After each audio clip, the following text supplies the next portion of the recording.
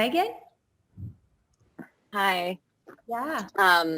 I've been doing nutrition and health coaching for the past like 7 or 8 months. My experience is kind of difficult because with nutrition and health coaching, it's kind of hard to approach people and be like, hey, you seem like the type of person that could benefit from, like nutrition changes. Like it's just not a very easy thing to reach out to people. And so that's kind of been my experience is like, it's more about how can I get people to come to me, or like, how can I approach them in a softer way that doesn't, offend them. Mm-hmm, mm-hmm. So what's that been like for you online, having this, like, I want to connect with people, yet I'm a little bit afraid because how do I approach health in a way that doesn't trigger them to think like, oh, what's that been like for you? It's been difficult just because I feel like I can't reach out to individuals directly. The way that I've kind of been approaching it right now is just like posting on social media or on my website, like telling my story, or linking up with gyms and having them refer me. But it's kind of hard to build a relationship with a person before that. So that's kind of been a struggle, just trying to figure out like, how can I kind of reach out to them individually? So let me ask you, when you go to reach out to them individually, what's the story playing in the background? That I'm going to offend them, or that they're not gonna, like, they're going to think that I think that something's wrong with them, or that they need to like lose weight, or that they're not doing the right things. Mm-hmm. Anything else? That they'll say no. Okay. And what do you make that mean if they say no? What was that? What do you make that mean if they say no? That I'm not good at my job, or that I'm not meant to do this. And is that true? No. Yeah. And these are the things that stop us from taking those actions, right? Those uncomfortable actions, because we have these stories.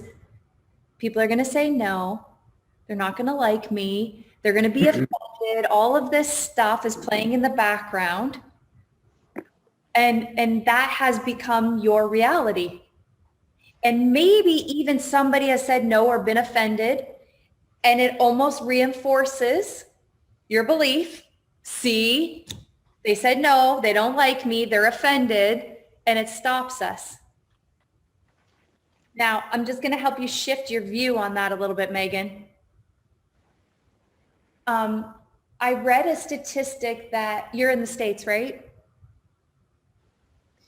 I read a statistic that said 50% of the US population is like extremely overweight or obese. Yeah. Like that's the real tragedy, right? The pandemic is one thing, but the state of our culture, I mean, being over in Europe, it's very different. They just seem to have a different way of living. We're very different over here, the way that we live. So imagine that. I don't know how many millions of people are in the US, but if that is the truth, 50%, that means 50% of the population really needs you. Yeah. And yeah, amazing. 50% of the population, and they don't know that they need you. So you have to show up in a way that shakes them, that has them see like, and you don't even have to make them wrong or judge or anything. You share your experiences, you share in a way that calls them forward. Now, are you trained to do that? Have you ever been trained on how to share your story in a powerful way that has people saying, girl, that is my story? No. Yeah, and maybe that's all it is. That simple thing is missing, of being able to become the lighthouse in the fog and have your people come to you, the people that want what you have to offer. And sharing your story in a way that has them say, oh my gosh, that is me. I felt like you were talking to me. Now, the only way they can experience that is if you're really consistent.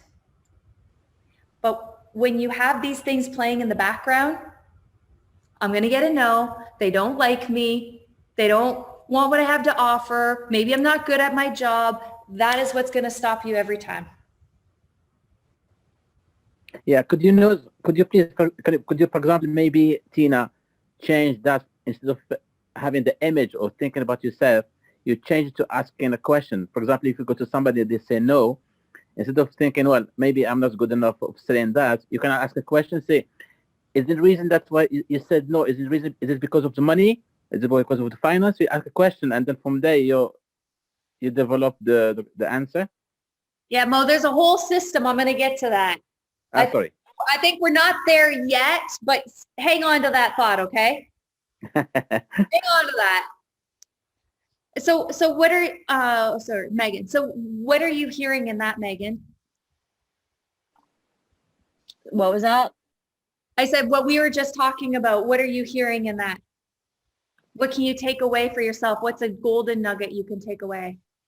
I think to just continue to tell my story and speak from experience, like with the client that I'm working with and my own personal experience. I think that I can think a little bit deeper about how to really shake people up and, you know, kind of get them to open their eyes, even if it's like a wider net that I'm casting. Rather than like reaching out to a specific individual person, like if I'm making a post that kind of shocks people and kind of just gets into their head, I think that could help too. Yeah, I mean, there's a whole bunch of strategies around that, but really the world is sleeping, right? I'm talking to Megan right now, but I'm really talking to everybody, right? We are the leaders in the world. Coaches are the leaders in the world. And really the world is in a state of, we call it a pandemic, but there's crises everywhere with our health, with our relationships. People are in a breakdown everywhere. And coaches are the leaders that are going to help them see what's possible. But sometimes those thoughts that we put in our head stop us from really stepping into our power. We don't see ourselves as powerful. We see ourselves as new, not very experienced. All the things that we told ourselves, that's what stops us. And not knowing how to show up powerfully sometimes stops us. And if you don't know how to do something, what can you do to learn how? Megan, what do you think? If this is the one thing, Sounds good. Get a coach. I'm going to say that, right? We're all coaches. We want our people to say, I need a coach. So we got to be willing to say the same thing, right? If I'm stuck, if I'm stopped, if this is what's getting in my way, what do I need? I need to get a coach. Now, if your brain just loaded up, oh, here she goes, trying to sell us something, get it out of your brain. Because I know some of you probably just had it in your brain. Oh, here we go. Just get it out. We're all selling something. We're selling a better humanity, a better world, a better life for people. We're all selling that, but we can't sell ourselves. People don't buy coaching. They buy a transformation. Okay, so we're all doing it. And if you just load it up with something other than that, check yourself. Remember, put that one conversation on the back burner. Thanks for playing with me, Megan.